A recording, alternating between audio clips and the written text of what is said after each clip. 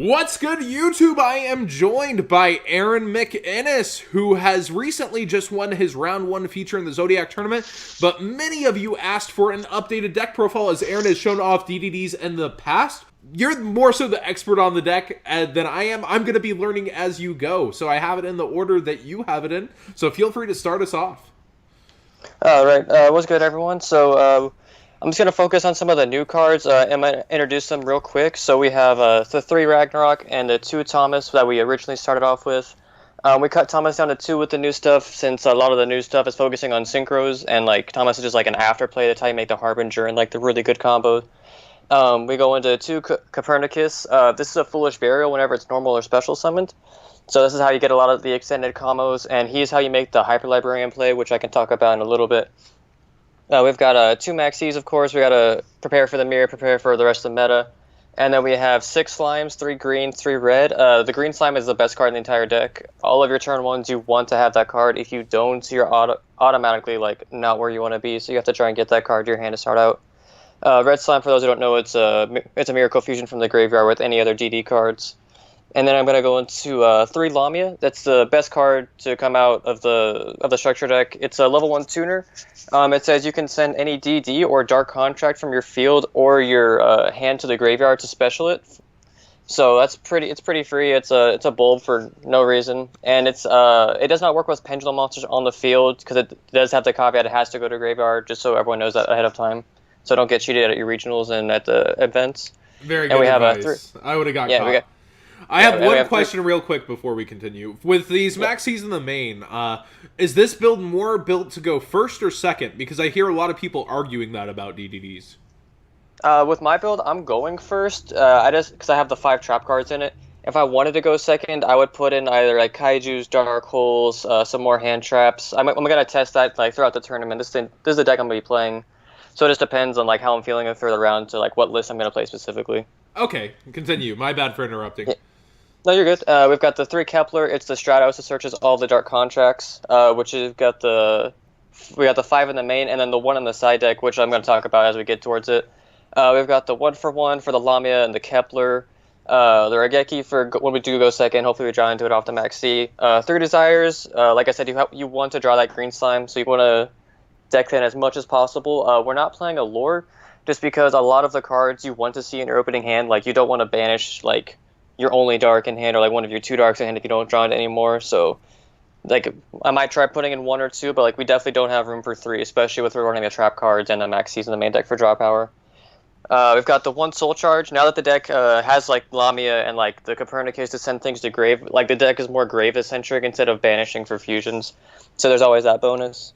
1 Upstart to deck thin. The 1 Foolish. This is usually to get to Lamia. Just another way to get to the tuner. Sometimes it says the Ren Slime or the Green Slime, just depending on your hand. It's like a good follow-up play for turn 2. 1 Twin Twister.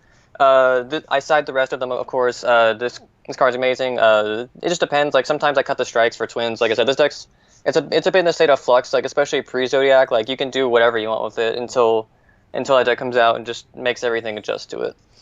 Okay, so the 5 contracts. The 3 Searcher for everything, and then 2 Miracle Fusion. I run the 2 just because the Desires are running 3. We want to always make sure we have access to that card. It's a great turn 2, and it makes a lot of big pushes late game. We've got the 2 Barrier, Emptiness, and 2 Strikes. Barrier, one of the best cards in the game right now. No reason to not replay that. Emptiness, it's like actually the best card in the game, just because of this deck specifically. Siegfried allows you to turn it off on your turn, so you can perma have them under Emptiness as long as you don't have the out to your Siegfried. And then the 2 Strikes, I love this card. It's hard for me to not want to play it, especially with stopping Pendulum Summon, stopping Toads. Like I don't like that card. I want to always have an out to that card, especially since I'm not maining Kaijus. It allows you to play back. Yeah, exactly. And another thing to note, all of these trap cards, they are useful going second. That's the only reason I'm playing them. So if I do draw them into a board, like they actually have uses. So in the extra deck, we have 1 Beowulf. It is a level 8 Oracalc for the deck. So level 8 allows you to Xyz into Kali Yuga even easier than we had before. And then it gives all of your DDs on the field piercing. And then during your standby phase, it allows you to heavy storm everything on the board. So there's always that bonus. You can do that to like stop yourself from dying for game and clear Paleozoic boards. We've got the 1D arc. There's always like debate like between the extra deck. I'm gonna talk about that a little bit towards the end. That like you could run two with this card. Just all depends on your preference, like how often you try and like make plays and fusion overall. But I have it at one right now just because of the extra deck space is pretty tight, especially with all the big synchro engine I have running. Two Genghis, like I said, this card could be at three. Like it's best card in the extra deck by far. Like you have to have it to start off all your combos. That's like Green Slime into Genghis is always your turn one. We have the one Trishula. You start making the feature match cards broken. Pretty easy access to it with Lamia and like the level 6 or like formula into like just depends on your plays, but it's really easy to make, especially with them level manipulations. We have something sick that I have seen is you're able to like do setups where you can trish them on their turn with formula. Yeah. There's always that option. It just like I said, depends. It's usually formula, Genghis, and then like a level 1 that you had left over somehow. Yeah. So that's the setup for people that don't know it. Crystal Wing, still, it's not standard. It wasn't standard before. We're playing it now because we have the access. Gus King Alexander, the card that I'm going to get into in a second, that's the main way you make it. Alexander, summon back Lamia with his effect, and then you own a Crystal Wing. Siegfried's, like, stupid card. It lets you target any face-up spell or trap card on the field and negate it for the turn. So if they activate Raigeki, you can negate it because it's face-up like when it's activated. So you can just do that to anything on the field. And it does it to continuous cards as well, so you can negate like your own emptiness, like I said earlier. And then we've got the Omega, the standard like level 8 synchro. Like if you open Soul Charge, but you can't get into Alexander or something weird. Like there's combos where you can make like 2 or 3 level 8s, and you want to have like the best option for number 3. And he has really good synergy with the slimes that you banish as well, right? Yeah, for sure. Like I think I did that in the feature as well. Like I shuffled back like a red slime, so it gives me another play next turn just to start off like already there. So Gus King Alexander, it is the same thing as Genghis, but for this card it's only level 4 or lower. So it's usually for getting back Lamia, like I said, it's how you make the Crystal Wing play, and sometimes there's plays where like you summon back Kepler just to like get another search like later on. There's Moonlight. This card, it's something I'm testing out right now. It's a really good like play like if you have an additional synchro summon. Meteor Burst is another card that I've seen people play. I'm definitely be testing that out as well. It's pretty good. We've got the Librarian. So the play that I'm talking about, the opening hand, I believe, don't like test me on this. It's Green Slime, Copernicus, Lamia, and then Ragnarok. And that play, it ends with Librarian, Crystal Wing, 4 draws, and I believe it's Harbinger or Siegfried as well. It's like 4 synchros. You get 4 draws, and then like the board that you already have. So it's pretty broken, especially Formula Librarians. Like always been one of the most broken synchro plays in the game. And then we have the Kali Yuga. Broken card, destroys the Paleozoic matchup. That's why I think that matchup's so easy, because they have to Book of Moon, a level 8 monster, for free, just to stop themselves from like getting auto lost. So there's that, and there's the Hope Harbinger. It's the play that's always the rank 8 make with Thomas, and just pretty broken card overall. And then in the side deck, I have an Orthros. It's a card that I've seen people playing. It destroys. It's kind of like a Scrap Dragon, but it's only for spell and trap destruction. So it destroys a Dark Contract or DDD on your side of the field, and then a spell and trap card. So it outs emptiness. Like, I don't know. It's like I've seen people using it. Overall, I don't think it's that worth it. I might side it just for other cards, but it doesn't help versus anti-spell, which is why I don't think it's that good.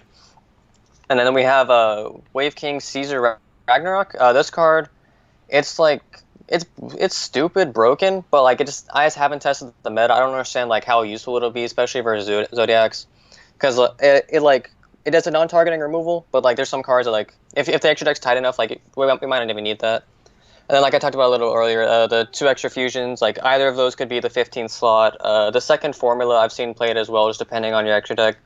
And then the Meteor Burst, like that's just thrown in there as well.